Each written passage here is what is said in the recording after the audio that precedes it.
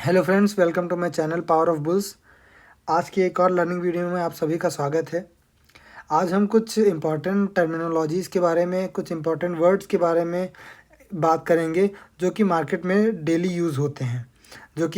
जो बिगिनर होता है मार्केट में, जो अभी स्टार्ट किया है मार्केट को सीखना, उसको उसके लिए एकदम नए से लगते हैं वो वर्ड्स। उन वर्ड्स के बारे में आज हम बात करेंगे। तो हम शुरुआत करते हैं। जैसे पेपर ट्रेडिंग, आपने कई बार सुना होगा पेपर ट्रेडिंग। तो पेपर ट्रेडिंग होता क्या है? देखिए, पेपर ट्रेडिंग एक इस तरह से कह सकते हैं कि जो हम लोग नॉर्मली ट्रेड लेते हैं, जैसे कोई भी स्टॉक बाय सेल या ऑप्शंस में बाइंग सेलिंग करते हैं, तो वो अगर हम उस ट्रेड को एग्जीक्यूट ना करें, मतलब कि हम बाय या सेल नहीं करें, बट हम चार्ट्स को देख रहे हैं, हम चार्ट्स को देखकर उसको उस स्टॉक को ऑन पेपर, यानी कि अगर हम जैसे एक एग्जांपल के तौर पे देख लीजिए, जैसे कि यहाँ पे जैसे एक टाटा केमिकल का चार्ट लगा रहे हैं। जैसे आज के दिन हमको जैसे पेपर ट्रेडिंग करनी है, ठीक है ना। जैसे ये 28 का मान लीजिए। तो अब ये 28 को क्या हुआ है कि इस प्राइस पॉइंट पे मार्केट क्लोज हुई। अब जब ये एक हमने आइडेंटिफाई कर लिया कि ये बुलिश जो है, ये स्टॉक बुलिश पैटर्न शो कर रहा है, ठीक है ना। तो अब हम यहाँ पे जैसे बाय कर लिए। तो यहाँ पे बाय करने के बाद में अब हम क्या उसको बाय मतलब एग्जीक्यूट नहीं किए, ट्रेड को हम लिए नहीं, बट ऑन पेपर हम अपना एक कॉपी बुक उठाए और देखिए कि जैसे हम वर्चुअली एक ऐसे इसको 886 पे जैसे इस प्राइस पॉइंट पे हम बाय कर लिया। अब हमने क्या किया कि हमने इसको एक जगह पे लिख लिया, ठीक है ना। जैसे हमने यहाँ पे नोट कर लिया कि टाटा केमिकल्स बाय वैल्यू 886, और उसके बाद में अपने हिसाब से देखकर हम स्टॉप लॉस, जो भी है स्टॉप लॉस लगाना, वो स्टॉप लॉस जैसे कि मान लीजिए ये, एक सेकेंड, जैसे कि कुछ जो भी स्टॉप लॉस लगाना हुआ, ये स्टॉप लॉस मान के चलिए, जैसे ये एक स्टॉप लॉस हमको लगाना है, ठीक है ना। तो ये स्टॉप लॉस जैसे 883 का स्टॉप लॉस लगाना है, तो हम क्या किए, यहाँ पे लिख दिए स्टॉप लॉस 883 का, 883, ठीक है। And target. तो अब टारगेट क्या हुआ, अब जैसे मान लीजिए हमने टारगेट को 1:2 के हिसाब से लिया। अब ट्रेड एग्जीक्यूट किए थे हम ट्रेड 886 पे, ठीक है। स्टॉप लॉस 3 रुपये का स्टॉप लॉस है, तो 1:2 अगर किए तो टारगेट हमारा 6 रुपये का होना चाहिए, यानी कि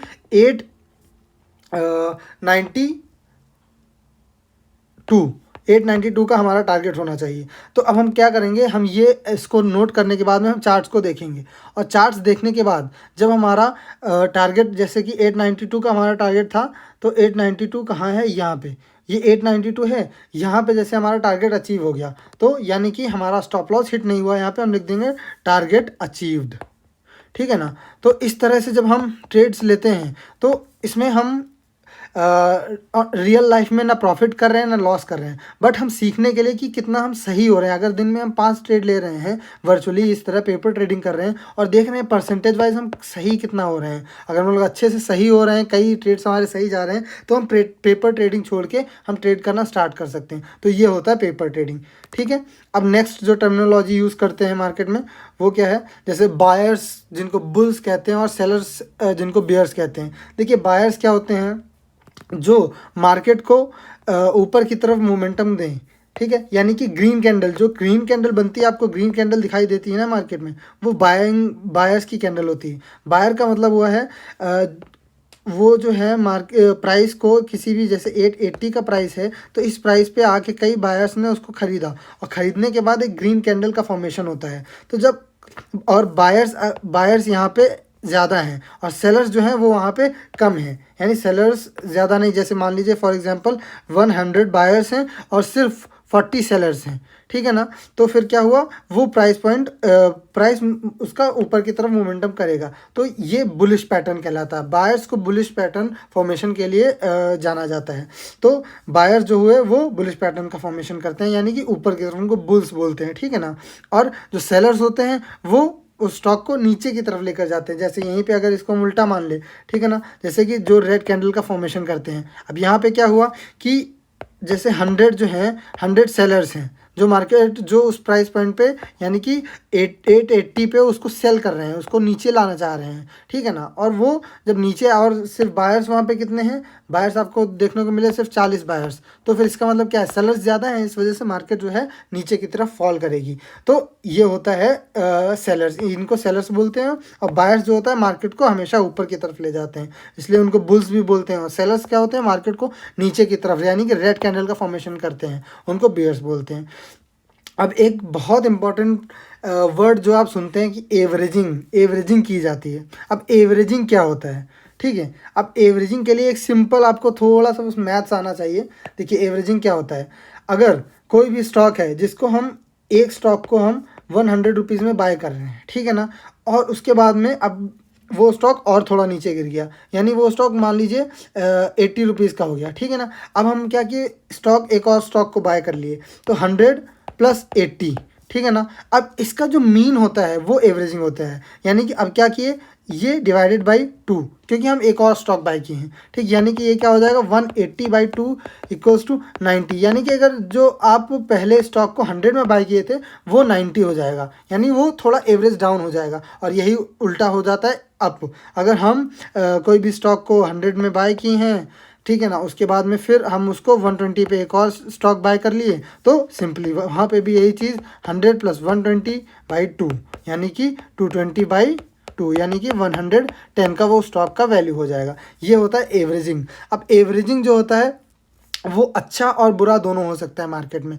देखिए कई जो नए ट्रेडर्स होते हैं वो मार्केट में एवरेजिंग से बहुत ज़्यादा फंसते हैं। रीज़न क्या है, कोई भी, जैसे अब नए नए हम मार्केट में आए, एक स्टॉक का प्राइस 1000 चल रहा है, ठीक है ना। अब हम स्टॉक को एक स्टॉक बाय कर लिए, अब वो क्या हुआ, वो गिर के 800 रुपीज़ का हो गया स्टॉक। अब 800 का हुआ, हम उसको फिर से बाय कर लिए, सोचे एवरेज हो जाएगा, ठीक है भाई, आप एवरेज कर लिए, एवरेज करके आपका 900 का स्टॉक हो गया, ठीक, 900 आपकी एवरेज वैल्यू हो गई। अब क्या हुआ, अब फिर वो स्टॉक 800 से फिर 600 चला गया, ठीक है। आप सोचे कि भाई फिर से बाय कर लो, और ये माइनस दे रहा है, ये 200 माइनस देना स्टार्ट हो गया, यहाँ पे जो है 100 माइनस दे रहा था। अब यहाँ पे क्या हुआ, 2 स्टॉक हो गए, अब ये 600 का पहुँच गया, यानी कि आपका 600 का माइनस, तो कह रहा और हम बाय कर लिए। अब उसने और बाय कर लिया, और बाय करने के बाद और एवरेज डाउन हुआ। अब क्या होता है, कई स्टॉक्स जो होते हैं वो नीचे की तरफ गिरते ही चले जाते हैं, वो ऊपर की तरफ मोमेंटम ही नहीं करते हैं। रीज़न जो भी हो सकता है, उनके फंडामेंटल्स अच्छे नहीं हैं या फिर कोई बैड न्यूज़ है, तो इस वजह से एवरेजिंग नहीं करनी चाहिए, ठीक है। हमेशा एक स्टॉप लॉस और एक टारगेट को लेते हुए मार्केट में रहना चाहिए, अगर आप सस्टेन करना चाह रहे हैं मार्केट में, ठीक है ना। तो एवरेजिंग इज़ नॉट गुड, इसलिए एवरेजिंग नहीं करनी चाहिए। हाँ, अगर आप देख रहे हैं स्टॉक के फंडामेंटल्स अच्छे हैं, और दूसरा बात आप सारे सपोर्ट रेजिस्टेंस को देख रहे हैं, तब फिर आप कुछ क्वांटिटी में ज़रूर उसको एवरेज कर सकते हैं, अगर आप उसको बढ़ाना चाह रहे हैं। बट ऐसा नहीं कि हम दूसरे स्टॉक में पैसा ही नहीं लगा रहे, बट उसी में बढ़ते जा रहे हैं। तो एग्जाम्पल, जैसे आप येस बैंक के बारे में सुने होंगे, वो स्टॉक 400 का था, 400 से आज 12-13 रुपये पे ट्रेड कर रहा है। वोडाफोन आइडिया हो गया, तो ऐसे नहीं करना चाहिए, ठीक है। ये होता है एवरेजिंग। सपोर्ट और रेजिस्टेंस हम आपको पहले ही बता चुके हैं।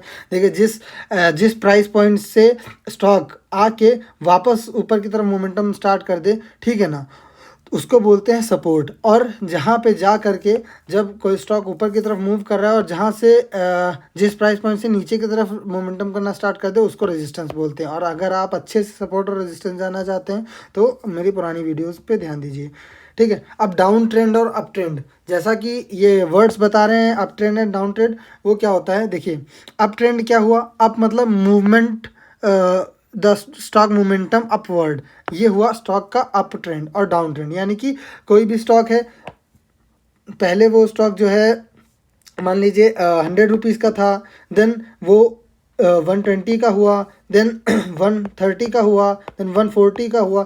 ये जो प्राइस है ये ऊपर की तरफ मोमेंटम करता जा रहा है, तो ये अप ट्रेंड में होता है स्टॉक, ठीक है। डाउन ट्रेंड क्या हुआ, 100 का स्टॉक था, अब वो 90 का हो गया, एंड फिर वो 80 का हो गया, फिर वो 70 का हो गया। ये मोमेंटम जो है प्राइस पॉइंट का नीचे की तरफ है, तो ये डाउन ट्रेंड हो जाता है। ये होता है अप ट्रेंड और down trend momentum in the market.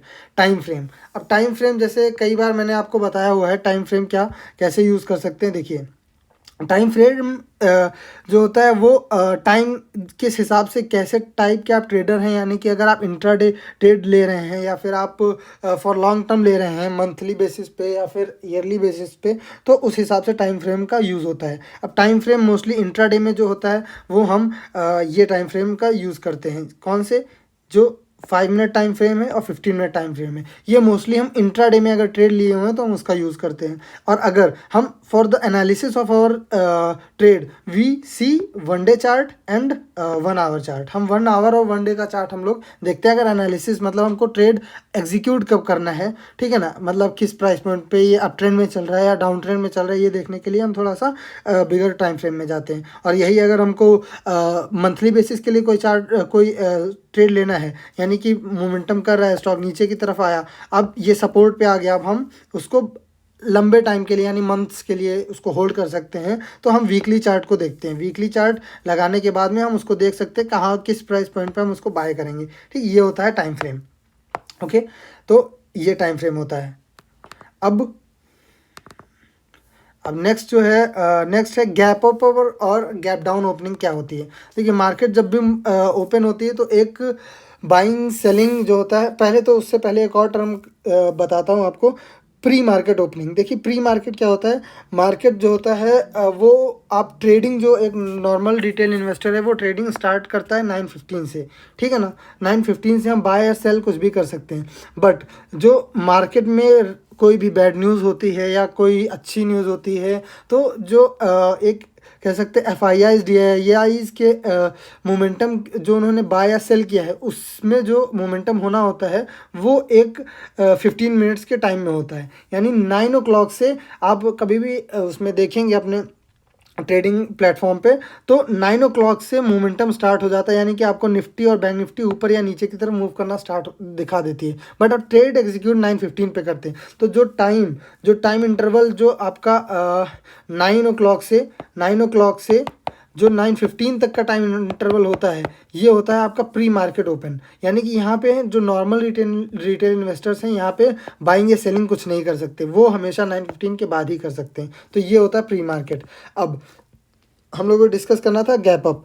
अब ये जो न्यूज़ होती हैं, इनकी वजह से क्या होता है, मार्केट जो होता है या तो ऊपर या तो नीचे इस तरह से खुलती है, जहाँ पे जो पुरानी दिन की क्लोजिंग होती है उस हिसाब से।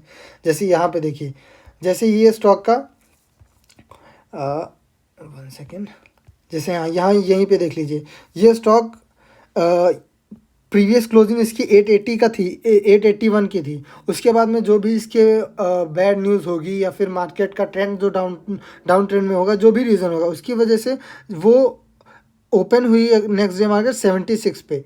तो 5 रुपये का अराउंड 4 से 5 रुपये का इसमें डिफरेंस आया। तो ये एक बिग गैप अप या गैप डाउन नहीं है ओपनिंग। बट कई सारे स्टॉक्स में गैप अप और गैप डाउन ओपनिंग भी होती है। जैसे कि आपको हम एक इम्पॉर्टेंट चार्ट में दिखाते हैं, 1 सेकंड। जैसे अभी रिसेंटली आरबीएल बैंक में ऐसा हुआ है, जहाँ पे एक गैप डाउन ओपनिंग हुई थी। ये देखिए ये मोमेंटम यहाँ पे लास्ट डे 172 पे क्लोजिंग दिया था, और उसके बाद में नेक्स्ट डे स्टॉक में बहुत एक बुरी न्यूज़ थी, तो उसकी वजह से 155 पे नेक्स्ट डे ओपनिंग हुई इसकी, ठीक है ना। तो ये होता है गैप डाउन ओपनिंग, यानी कि जहाँ पे मार्केट पहले क्लोज हुई थी प्रीवियस डे, जो 330 पे मार्केट क्लोज हुई थी, वहाँ पे क्लोज होने के बाद अगर एक बड़ा सा गैप क्रिएट कर दे प्राइस में, क्लोजिंग प्राइस से और नेक्स्ट डे की ओपनिंग प्राइस में, तो उसको गैप कहते हैं। और अगर ऊपर की तरफ गैप शो होता है तो उसको गैप अप बोलते हैं, और अगर नीचे की तरफ होता है तो उसको गैप डाउन बोलते हैं। ओके, नेक्स्ट वोलेटिलिटी क्या होता है। देखिए, जैसे वोलेटिलिटी एक इंग्लिश का टर्म है, वैसे ही इसका मतलब क्या हुआ, मोमेंटम बहुत ज़्यादा होना मार्केट में। यानी कि एक प्राइस, जैसे एक रेंज होगी, मान लीजिए ये 1000, ये 600 की, इस रेंज में मार्केट बहुत फास्टली, बहुत तेज़ी में मोमेंटम करे, यानी कि वो ऊपर भी जा रही है, नीचे भी जा रही है। हम अगर कोई भी ट्रेड ले लिए हैं, ट्रेड लेने के बाद अगर यहाँ पे उस ट्रेड का हम स्टॉप लॉस जैसे मान लीजिए यहाँ लगाए, तो यहाँ पे स्टॉप लॉस लगाने के बावजूद जो है हमारा स्टॉप लॉस इस वोलेटिलिटी की वजह से कई बार हिट हो रहा है। यहाँ पे हिट हो गया स्टॉप लॉस, फिर हम फिर से ट्रेड को एग्जीक्यूट किए, जैसे यहाँ पे स्टॉप लॉस लगाए, फिर स्टॉप लॉस हिट हो गया। तो ये वोलेटाइल मार्केट, जब मार्केट में न्यूज़ फ्लो होती है तब मार्केट बहुत ज़्यादा वोलेटाइल होती है, यानी कि बड़े बड़े मोमेंटम तुरंत होते हैं, बट जो मोमेंटम होंगे वो एक रेंज में मोमेंटम होते रहते हैं। एक ट्रेंड डिसाइड नहीं होता कि ये अप ट्रेंड में मार्केट मूव कर रही है या डाउन ट्रेंड मूव कर रही है, ठीक है ना। तो ये होता है वोलेटिलिटी। अब टारगेट और स्टॉप लॉस ये तो आपको पता ही है कि जैसे कि अगर हम कोई भी स्टॉक को बाय किए हैं तो बाय करने के बाद जैसे इस प्राइस पॉइंट पे जैसे 300 प्राइस पे बाय किए हैं, ठीक है ना, और अगर हम यहाँ पे सेल करना चाह रहे हैं यानी 400 पे उसको सेल करना चाह रहे हैं, तो ये जो होता है ये हमारा हो जाता है टारगेट, ठीक है ना। और अब स्टॉप लॉस जो है जैसे मैंने पिछली वीडियो में आपको बताया, स्टॉप लॉस जो होता है वो हमेशा बाइंग के टाइम पे जहाँ से जिस कैंडल पे हम लोग बाय करते हैं हमेशा उस कैंडल के नीचे की तरफ थोड़ा स्टॉप लॉस लेते हैं। यानी कि अगर इस स्टॉक को हम 300 पे बाय किए हैं तो हम स्टॉप लॉस जो है 280 का या 270 का अकॉर्डिंग टू द चार्ट्स हम उस पर स्टॉप लॉस लगाते हैं हमेशा। जहाँ पे वो कैंडल क्लोज हुई होती है उसके सॉरी स्टार्ट हुई होती है वहाँ से उसकी थोड़ा सा नीचे की तरफ स्टॉप लॉस लगाते हैं। अब एक important term trailing stop loss क्या होता है। देखिए ट्रेलिंग स्टॉप लॉस बहुत इंपॉर्टेंट होता है और ये जो है ये लगा के हम लोगों को हमेशा चलना चाहिए जिससे हम वोलेटिलिटी से बच जाएं। जैसे वो कैसे, जैसे कि अगर हम कोई भी स्टॉक लिए, अब लिए हम टारगेट तो लगा दिए, अब टारगेट लगाने के बाद में क्या हुआ कि मार्केट वोलेटाइल थी और वो जाके टारगेट हिट करने से कुछ पैसे या कुछ रुपए छोड़ के वो वापस मार्केट वहाँ से रिटर्न बैक होगी, रिटर्न बैक होके वो उसने आपके स्टॉप लॉस को हिट कर दिया, ठीक है ना। तो अब आपका क्या होगा, emotional breakdown kind of thing, because हम देखिए हम उसको 100 पे बाय किए थे, वो 200 मेरा टारगेट था और 198 तक जाने के बाद वो फिर से आके 80 का स्टॉप लॉस मेरा हिट कर दिया। तो अब क्या हुआ, यहाँ पे हमको 98 का प्रॉफिट दिख रहा था बट हम उसको एग्जीक्यूट नहीं कर पाए। तो ट्रेलिंग स्टॉप लॉस क्या होता है कि जो पहले हमारा स्टॉप लॉस 80 का था, यानी मैं यहाँ पे ड्रॉ कर देता हूँ, जैसे 100 पे ट्रेड लिए, ठीक है, ये हमारा 200 का टारगेट था और ये 198 पे जाके फिर वो वापस आके 80 पे आपका स्टॉप लॉस हिट कर दिया। अब ट्रेल इसको कैसे करेंगे, देखिए जैसे पिछली वीडियो में मैंने एक ट्रेलिंग का बात किया है वो आप देख सकते हैं या फिर मैं यहीं पे आपको एक्सप्लेन कर देता हूँ। अब देखिए जैसे यहाँ पे जब मोमेंटम करना मूव करना स्टॉक स्टार्ट किया था, ठीक है, तो ये डायरेक्टली मूव किया नहीं होगा, ठीक है, वो मोमेंटम कैसे किया होगा, स्लो एंड स्टेडी मूवमेंट किया होगा इस तरह से, ठीक है। तो इस तरह से वो एक यहाँ पे इस तरह से एक सपोर्ट से वापस जा रहा होगा, तो वो जो सपोर्ट होता है उसको हम स्टॉप लॉस नेक्स्ट जो है उसको फिर जब जैसे यहाँ से स्टॉक, ये स्टॉक की ही बात कर लेते हैं, ये स्टॉक 100 पे बाय किए हम, 100 पे बाय करने के बाद ये यहाँ पे 120 पे गया, 120 से थोड़ा सा रेजिस्टेंस लेके वो फिर से 110 तक आया, 110 आने के बाद फिर मार्केट ऊपर की तरफ मूव किया और मूव करके 130 पहुँच गया। तो जब यहाँ से रिट्रेस बैक वापस हुआ यहाँ से, तो ये जो पॉइंट है यहाँ पे हम स्टॉप लॉस अपना जो 80 का स्टॉप लॉस था उसको हटा के 110 का स्टॉप लॉस लगा दिए।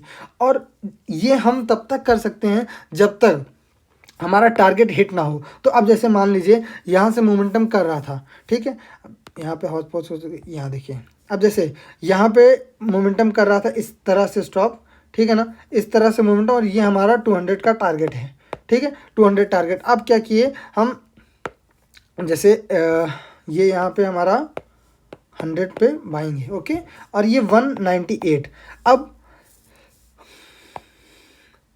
अब यहाँ पे मोमेंटम किया ये स्टॉक, ठीक, मोमेंटम करते करते अब यहाँ से ये रिट्रेस बैक हो रहा है, ठीक है, ये जो प्राइस पॉइंट है यहाँ से, अब यहाँ पे हम यहाँ पे एक स्टॉप लॉस पहले ट्रेल किए 110 का किए, फिर अब यहाँ से मोमेंटम किया 120 का किए ट्रेल, अब यहाँ से किया तो मान लीजिए ये वाला जो प्राइस पॉइंट है वो 180 का है, ठीक है। अब जैसे मान लीजिए अगर आप यहाँ पे गलत साबित हो गए और यहाँ से आपका टारगेट ना हिट करके मार्केट नीचे की तरफ मूव कर रही है, शार्पली नीचे की तरफ मूव कर रही है, तो आपका ये जो 80 रुपीज़ का स्टॉप लॉस था ये अब ट्रेल होकर 180 का हो गया। तो फिर भी आपको यहाँ से 100 से 180 तक का टारगेट मिल गया, मतलब आपका प्रॉफिट हुआ 80 का, ठीक है ना। तो ये होता है ट्रेलिंग स्टॉप लॉस का एक फ़ायदा। तो हम लोगों को हमेशा अपना स्टॉप लॉस जो होता है वो उसको ट्रेल कर लेना चाहिए, ठीक है, ये होता है ट्रेलिंग स्टॉप लॉस, ठीक है फ्रेंड्स।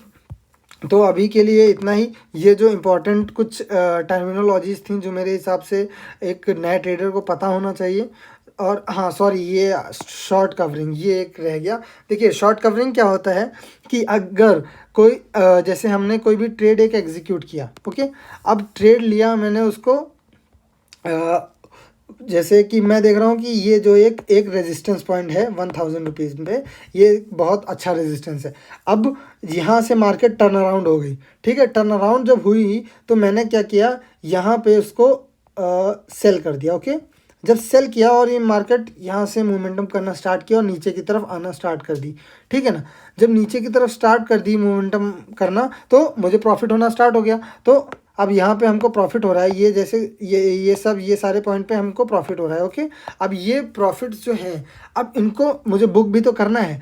अब जब हम इस प्राइस पॉइंट, जैसे ये मान लीजिए 800 का लेवल था, 200 का हमको प्रॉफिट हो गया, ठीक है ना।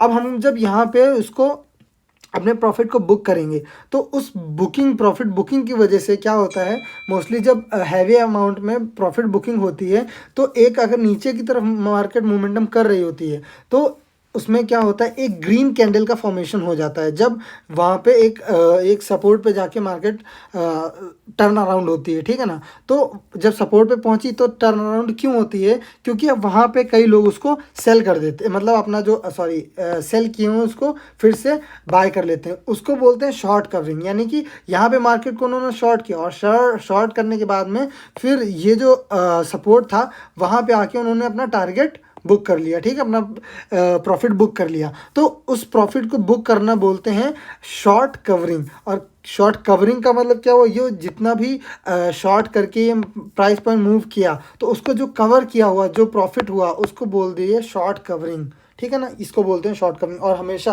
जब भी मार्केट, ध्यान रखिए, जब भी मार्केट डाउन ट्रेंड में आ रही होती है, तो जब भी वो सपोर्ट, आप कोई भी चार्ट खोल लेंगे, तो जब भी आप सपोर्ट पे वो आके मार्केट एक बार टच होगी ना, तो वहाँ पे एक ग्रीन कैंडल का फॉर्मेशन होता है। क्योंकि बहुत सारे ट्रेडर्स क्या करते हैं कि बहुत सारे ट्रेडर्स जब मार्केट नीचे की तरफ मोमेंटम करती है, तो जब सपोर्ट पे टच करती है, तो सपोर्ट टच करने के बाद में वो वहाँ पे अपना प्रॉफिट बुक कर लेते हैं। तो जब प्रॉफिट बुक करते हैं तो वहाँ पे एक ग्रीन कैंडल का फॉर्मेशन हो जाता है, ठीक है ना। इसी को बोलते हैं शॉर्ट कवरिंग, ओके।